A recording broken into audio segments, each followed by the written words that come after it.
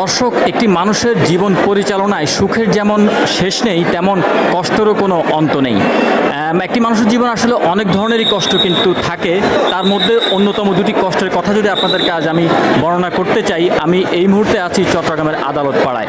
দুটি কষ্টের একটি কষ্ট হচ্ছে মানুষ যখন মামলায় জর্জরিত হয়ে আসে আদালত পাড়ায়, আরেকটি হচ্ছে অসুস্থ হয়ে পড়ে থাকে হাসপাতালের বেডে। তো এই দুটি কষ্ট যদি আপনি সচোখে না দেখেন তাহলে কিন্তু আপনি উপলব্ধি করতে পারবেন না। আমরা যখন কাজ করতে গিয়ে যখন আমরা আদালতে যাই তখন দেখি মানুষের যে কী পরিমাণ কষ্ট। কারণ মানুষ এখানে বিভিন্ন শহরের বিভিন্ন প্রান্ত থেকে এবং দেশের বিভিন্ন প্রান্ত থেকে মানুষ এখানে ছুটে আসে। অনেকে দেশের এক প্রান্ত থেকে আরেক প্রান্তে ছুটে যায় মামলার কারণে। তখন তারা কিন্তু নানা ধরনের ভোগান্তি তারা ফেস করে এবং নানা ধরনের ভোগান্তি তারা পড়ে। আমরা তাদের সাথে কথা বলে জানতে পারি যে তারা না খেয়ে না দিয়ে কিন্তু আদালত পাড়ায় ঘন্টার পর ঘন্টা তাদের স্বজনদের জন্য অপেক্ষা করতে হয় এবং মামলা মোকদ্দমায় বিপুল টাকা খরচ করতে হয় এবং দিনের পর দিন কিন্তু তাদের মামলাগুলো চলতে থাকে। এবং আমরা তাদের অনেক কষ্টের কথা আসলে আমরা শুনতে পাই। তারা আপনারা দেখছেন এখানে কিন্তু অনেকেই কিন্তু পরিবার পরিজন নিয়ে বাচ্চা নিয়ে পরিবার পরিজন নিয়ে কিন্তু এখানে এসে উপস্থিত হয়েছে এবং দেখছেন আপনার একটি কোলের শিশু পর্যন্ত তারা আদালত পাড়ায় নিয়ে এসেছে। এই কোলের শিশু কিন্তু সে এখনও কিন্তু দুনিয়া সম্পর্কে তার কিন্তু এখনও কোনো অভিজ্ঞতা নেই, কোনো বুঝ নেই, কিন্তু তারপর সেই কিন্তু আদালত পাড়ায় তার আসতে হয়েছে। আসলে এই যে মানুষের কষ্ট, মানুষের ভোগান্তি, তারা কিন্তু আদালত পাড়ায় আসলেই কিন্তু উপলব্ধি হয়। তারা অনেকে আছে যে তাদের ইনকাম নেই, মানে উপার্জন করার কোনো মানুষ নেই, কিন্তু তারাও কিন্তু মামলা খেয়ে এখানে আসতে হয়েছে আদালত পাড়ায়। অনেকের সত্য মামলা আছে, অনেক মিথ্যা মামলাও কিন্তু মানুষ খেয়ে কিন্তু এই আদালত পাড়ায় তারা হাজিরা দিচ্ছে।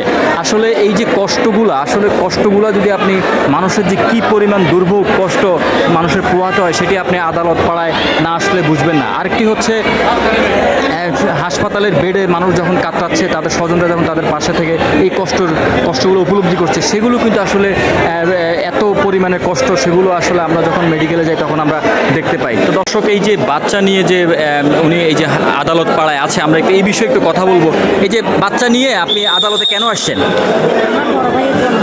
মানে বড় ভাইয়ের জন্য? একটু জোরে করে বলবেন।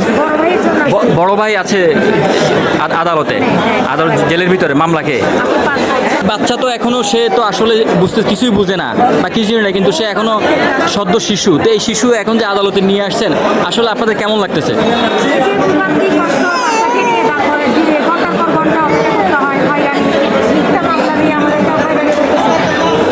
আচ্ছা আচ্ছা।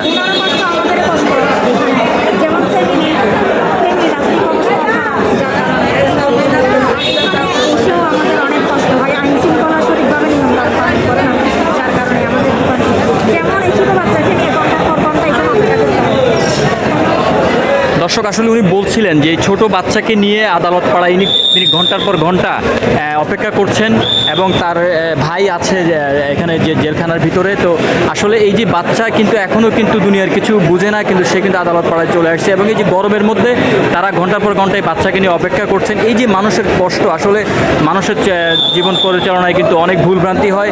এই ভুলের কারণেই কিন্তু এই কষ্টগুলো পোহাতে হয়। আসলে এই যে মানুষ যে পরিমাণে মানুষ ভোগান্তিতে আছে, যদি মানুষ কিন্তু বলছে যে আরেকটি এই যে বিচার প্রক্রিয়া যদি আরেকটু সহজীকরণ করা হয়, একটু দ্রুত সময়ের মধ্যে বিচার প্রক্রিয়া শেষ করা, তাহলে কিন্তু এই ধরনের ভোগান্তি থেকে তারা মুক্তি পেতে পারে।